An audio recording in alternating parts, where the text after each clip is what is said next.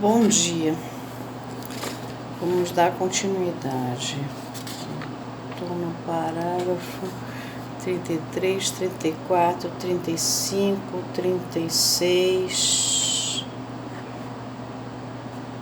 33, 34, 35, 36, 37. Vamos para o 38. Se a relação intersubjetiva, quer dizer, entre sujeitos, na análise, está continuando brigando com Balint, é efetivamente concebida como a de uma dualidade, que dois indivíduos, ele diz, indivíduos não são sujeitos barrados. Ela só pode basear-se na unidade de uma dependência vital perpétua, como se uma moeda, um lado e outro, cuja ideia veio alterar a concepção freudiana da neurose. O Balint vai falar na neurose de abandono, assim como só pode efetuar-se na polaridade passivação-ativação, também do Balint, do sujeito, cujos termos são expressamente reconhecidos por Michel Balint como formulando o impasse que torna necessária sua teoria. Ver apêndice do artigo Amor pela Mãe e Amor Materno citado acima. Tais erros são humanamente qualificados na medida mesma da sutileza encontrada em sua conotação na pena desse autor. Seria impossível retificá-los, os erros, sem recorrer à mediação que constitui entre os sujeitos a fala. Mas essa mediação só é concebível ao supormos na própria relação imaginária, quer dizer, o Balint não sai do eixo a linha, de acordo com a maneira como Lacan usa, relação objetal, a presença de um terceiro termo. Essa mediação só é concebível se a gente supor nessa relação imaginária a presença de um terceiro termo, que ele põe a realidade mortal, o instinto de morte, que foram demonstrados como condicionando os artifícios do narcisismo e cujos efeitos se encontram de forma clamorosa nos resultados reconhecidos por nosso autor como sendo os da análise levada a termo na relação de um eu, ego, a eu. Olha só. Lembra? Banho frio da realidade, emoção indescritível, da qual o autor chega até a observar que o analista participa. A decepcionada resignação e, no final, separar-se do analista em meio ao ódio. Vocês lembram disso no parágrafo 37, 36, final do 36. É justamente aí, portanto, que a análise do eu encontra seu término ideal. 2 pontos.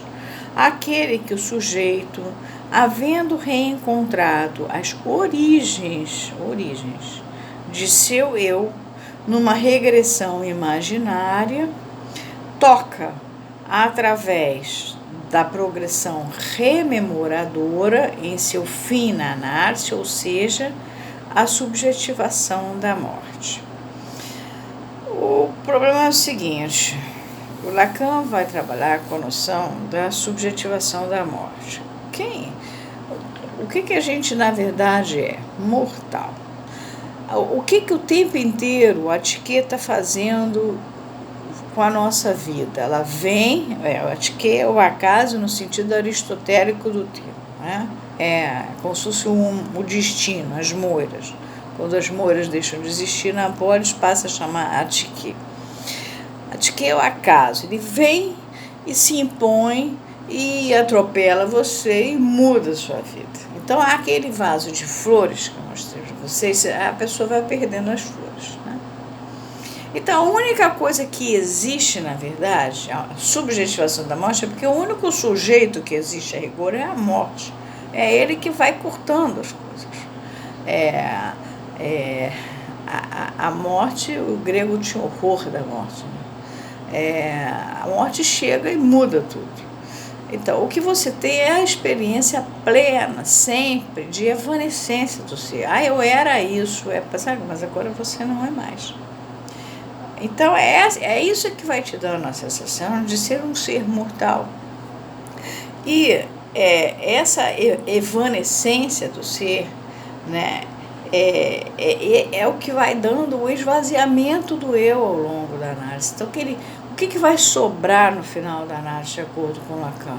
O seu traço unário, a sua marca, que faz você ser você e ninguém mais, que Freud chama de Ein, Sinn, Zug, e o resto, a sobra, o lixo, as flores que você foi perdendo pelo caminho, e a consciência de que outras flores virão e a vida segue. E aí acaba essa coisa de meu eu, né? Eu tenho visto atualmente as pessoas estão de novo passando aqui no Brasil, pelo menos, mas em outros países do mundo também está havendo uma mudança no capitalismo. As pessoas estão tendo que abrir mão de uma porção de coisas que elas consideravam seguras e certas. E de vez em quando acontece isso e vem para análise uma pessoa que está perdendo tudo. Há pouco tempo apareceu um rapaz e até que ele me falou assim: o problema é que eu vou ter que conviver com a incerteza. Aí eu falei: bendita palavra. Eu falei: muito bem, bem-vindo ao mundo da incerteza. É isso, né? Como se fosse o mundo dos anões do Gulliver, né? O país das maravilhas de Alice. Agora vai viver com a incerteza, a subjetivação da morte. E seria esse o fim exigível em relação ao eu do analista, que se pode dizer que deve conhecer apenas o prestígio de um único senhor, que é a morte. Quem é o senhor, o grande senhor, o dono do pedaço? A morte. Para que a vida, que ele tem que guiar através de tantos destinos, lhe seja amiga. Ou seja, se o analista fica ele com as flores dele e fazendo par com o outro com as flores dele também, não tem análise.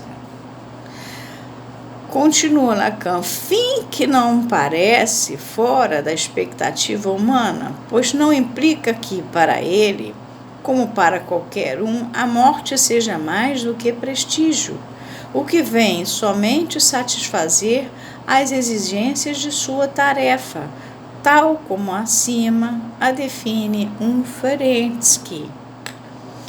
Lembrem-se que no inconsciente você tem a experiência de castração.